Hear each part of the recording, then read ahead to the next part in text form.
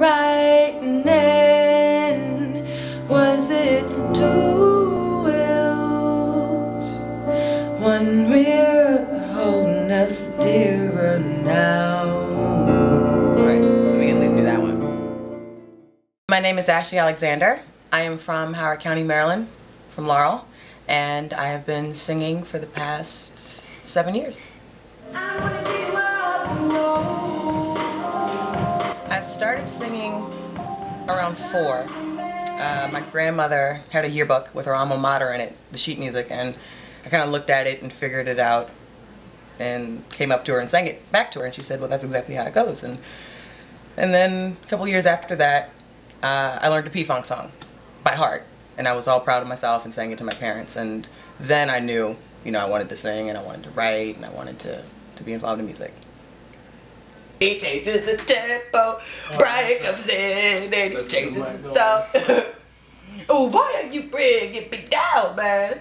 Don't bring me down. As far as musical history in my family, I've been kind of blessed to be around interesting musicians and singers over the years. I had extended family as far as Bobby Smith of the Spinners. Greg Boyer is a good family friend. He plays trombone and actually was with Prince. My aunt is a road manager. She's currently with the Eagles, which is always cool. And my cousin Ardra is a singer, and she was touring with Chic and Sister Sledge over the past couple of years. So there's a couple of vocalists, and on each side of my family, you know, people were singing in church and stuff like that. But my mom played flute and my dad played the drums, but yeah, not so much music lineage. But I've just been very lucky to have my family introduce me and have me in an environment with such great musicians and people.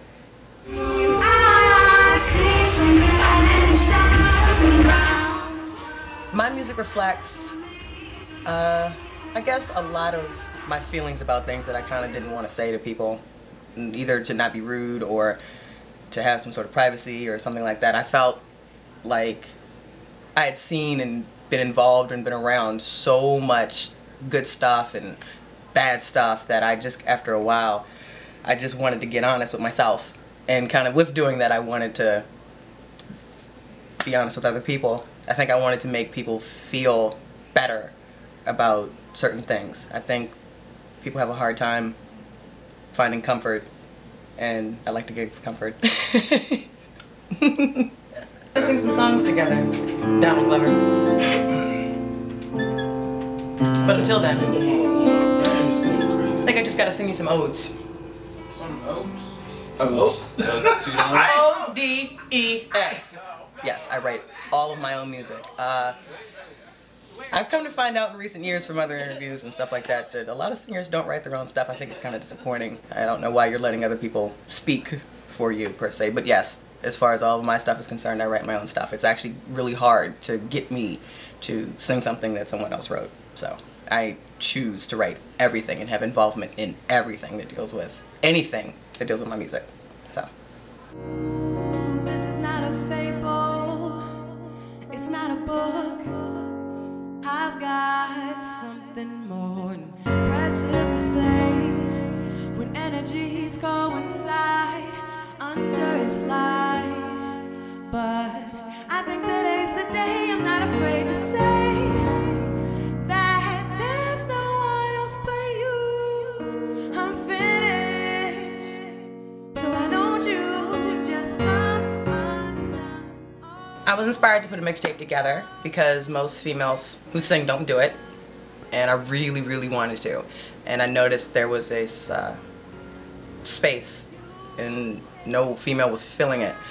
And I just wanted to tinker with it to see if I could do it, to see if I could rap, to see if I could sing against beats that weren't so R&B and weren't so hip-hop and weren't so structured. I really wanted to test myself, so I think I did. I think I did a pretty good job. I called it Suburban Black Kids because that's kind of what I am. It was kind of self-explanatory. I couldn't think of a way to explain why I'm singing over Coldplay and Smashing Pumpkins and Jay-Z and all these other different things. I just had to attribute it to where I'm from, and it's kind of the norm to be open-minded and diverse with the music and things that you listen to, and I wanted to reflect that because the people around me in a close proximity are like that too. And we're suburban black kids. My plans for the next album, which will be called Point of Departure, I've had the title for some time. If all goes well, it'll be released this winter.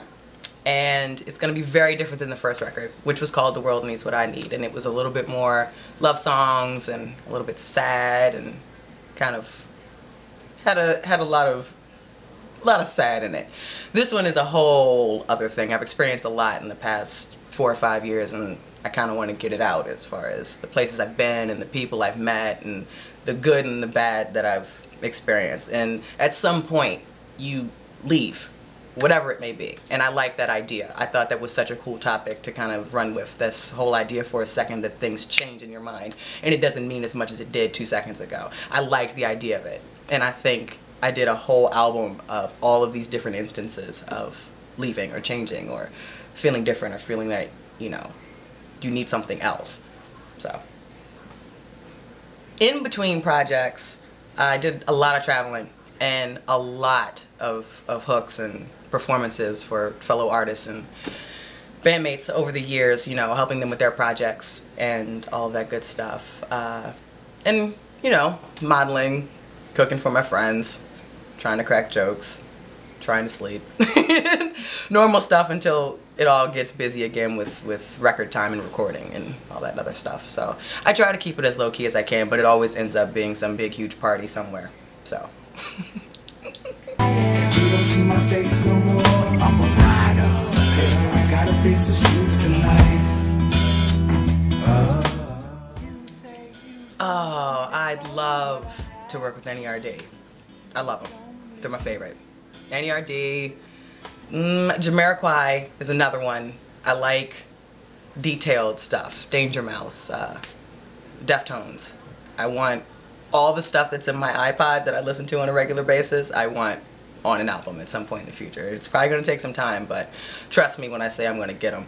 I end up in some pretty interesting situations, so I bet you I could do it. So, we just have to wait and see.